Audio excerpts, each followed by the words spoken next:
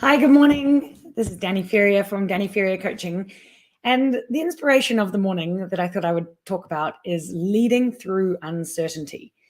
We are living in an uncertain world, and especially as the economy gets tighter and it's harder for people to navigate lives, how important it is for leaders to be showing up as that calm and centered leader who is able to navigate a little bit of chaos and not need it to be any other way, because we know that life is chaotic, and the resistance that we have towards navigating it because we think that everything should be calm or should be right in going your way, that is what holds a lot of leaders back. So I'd love to be able to just open the door to why it's important for us to have the thinking that sets us up to navigate that chaos when it happens. I was talking to a friend recently about gardening, and I've just started my new garden this summer. And it's probably about the third year that I've gotten into gardening and learning more about it. And my friend said, yeah, gardening is basically just managing disappointment. And that's what it is. You can't decide when an aphid is going to kill your plants. It just happens. I've got my beans totally destroyed last year.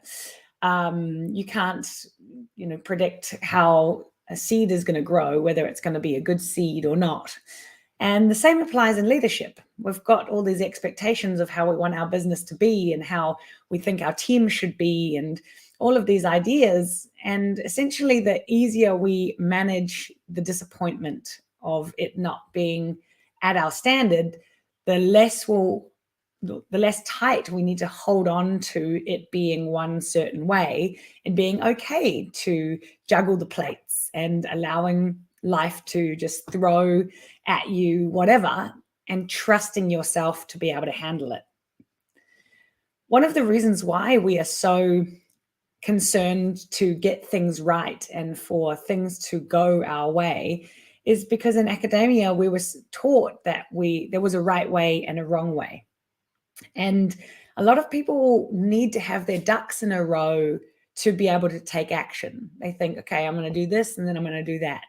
But actually, life isn't really linear like that. These things come out of nowhere, and we have to embrace the change for ourselves and for our teams to be able to have a freedom in the culture of the office, and knowing that together we will figure out a solution, and having that real team energy, because you know that as a leader you can be resourceful enough to figure things out. Another really good benefit is that you are teaching the people around you to be resourceful as well. So, of course, your team is modeling off you all the time. They're noticing your behavior, whether you are conscious of it or not.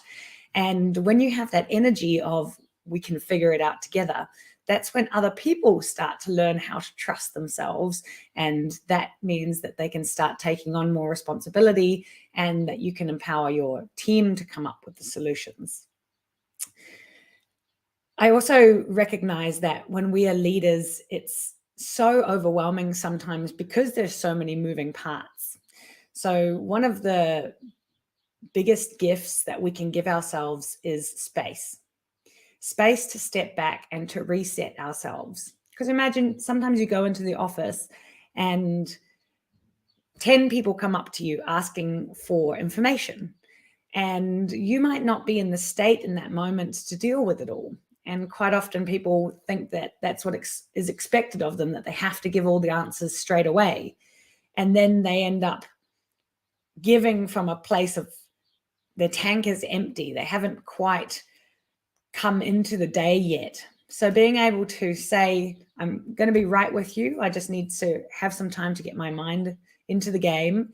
And being able to go into your office and sit for 10 minutes quietly, breathe, focus on what you're feeling, and then be able to give yourself the space to then handle the uncertainty. We don't expect you to keep on going and going and going, and then on top of that, adding the chaos. you are also allowed to have a 5-minute break or have a 10-minute break to reset you. It's also really great to be outside of your comfort zone as well, not always needing to be comfortable. I think, 98% of the world lives in their comfort zone because life is so easy these days. But when we are keeping ourselves accountable for staying out of our comfort zone and constantly challenging ourselves, it gets easier to navigate the uncertainty because we are used to being outside of our comfort zone, and then the growing and just the learning that we have from valuing that, from staying in the uncomfortable and being comfortable with it, that we can learn how to show up as the leader that is leading our teams through that uncertainty and supporting an office culture where you are able to not only be the leader who is confident that you'll figure it out, but potentially also innovate and create new, amazing solutions in those times of change that wouldn't necessarily happen if you are in that reaction state and just fighting fires, because you've got an energy of, we will figure this out. You're pressing pause and potentially seeing what other opportunities can come out of the challenges as well. So I trust this was a good message for Monday morning for us to go into the next week of uncertainty and be able to have the tools to navigate it. I'm Danny Ferrier. Bye for now.